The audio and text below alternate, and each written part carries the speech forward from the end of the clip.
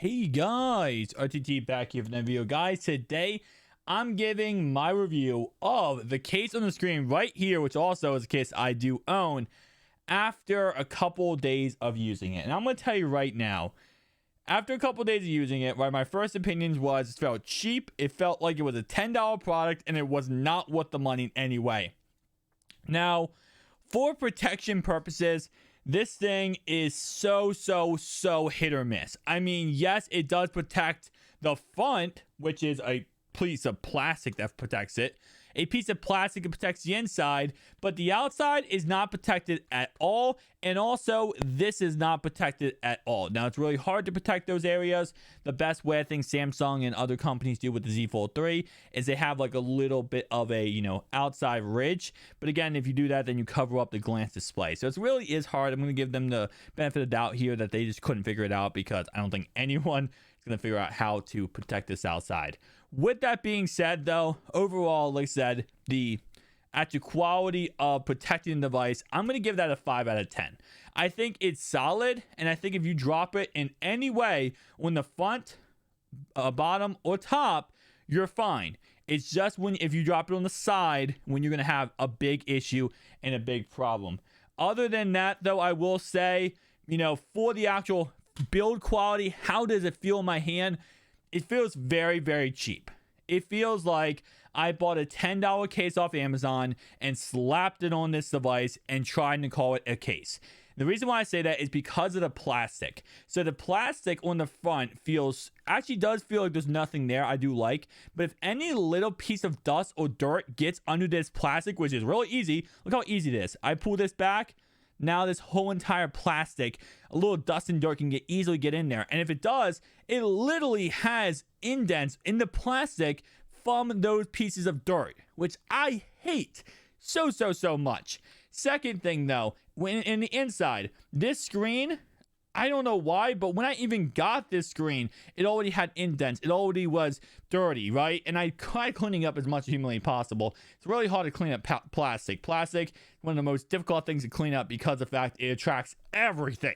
Fingerprints, dust, particles, you name it, it attracts it. So because of that, that is already annoying. But the inside, this right here, when you put it in phone mode, literally the plastic, it just feels like it's going to come off every single time you put this phone in any orientation possible. It just feels like the plastic is going to rip off. Every time you open it too, it makes that really kind of like pulling away from plastic sound. I don't really like it. There's no real way to get rid of that overall wise.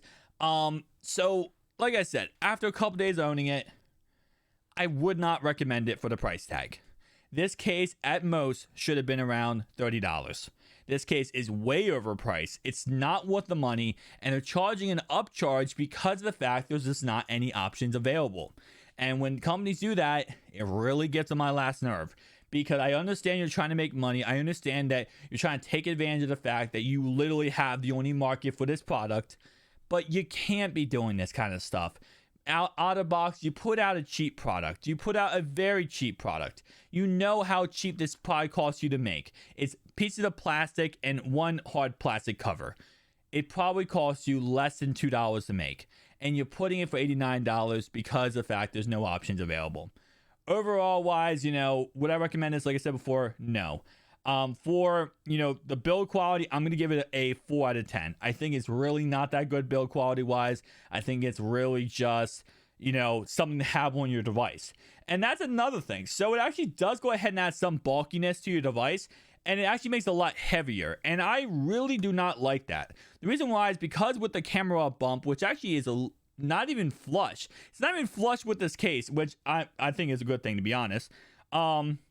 It's actually funny. So the case actually goes above the camera bump, which is actually a really good thing, because then obviously it protects the camera as long as you drop it in the correct orientation.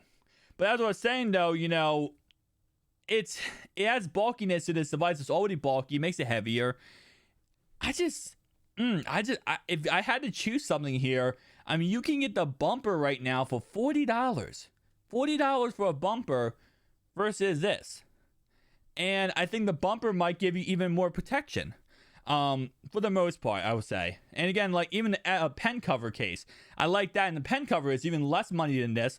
and you go ahead and get the ability to charge your S Pen or Surface Pen. So it's just not spelling for good things. And I trust me, I wanted to like this case so freaking bad.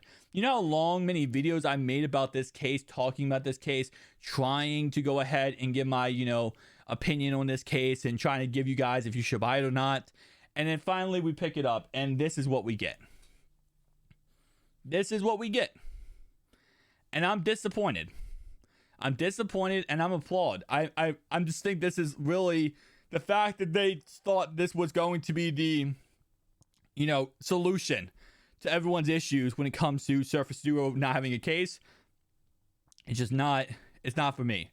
And another thing I said in my video, you cannot use the fingerprint reader. Look at that. You see the fingerprint reader? It's actually behind all those plastic. You can't put your thumb on the fingerprint reader. You can't use the fingerprint reader with this case.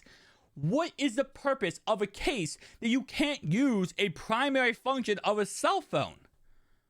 Who at Otterbox thought, oh yeah, you know what? We're going to make a Surface Duo case. And Surface Duo 2 does not have facial recognition or under display fingerprint reader. So the only way to unlock this phone other than typing in a password is using your fingerprint. And we're going to make it so you can't use your fingerprint.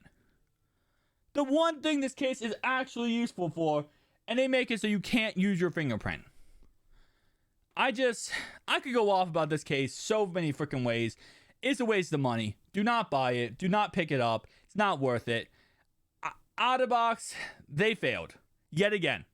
They made two cases for the Surface Duo 1, and both of them were crap. And I don't know why, in my hearts of hearts here, I thought this was going to be different. I thought, you know what? Maybe they're going to make this one a better case. Because, no, they're not. They're just going to put cheap plastic around a thin layer of plastic and say, case. Now, let's talk about what could they have done? How could they perfect this? I'm going to get a comment and be like, well, what would you have done? Well, first off, in the beginning, right? It's really hard to protect this front display at all because it is one piece of glass.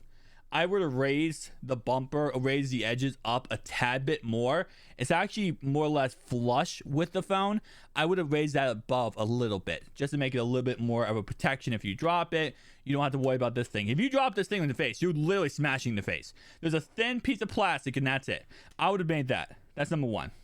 Number two, on the back, I would have had the this part go all the way to the right here, all the way to the top, all the way as much as humanly possible, so you can still use it in phone mode. Next thing I would have done, I was going to put a little bit of a circular thing around here, so that at any time you want to check your glance display, just pull it back, check your glance display, push it back there. Now, also what that does, it adds water resistance to it. This port down here, the charging port, it's literally like pulling teeth to get this off. Like you have to, there we go.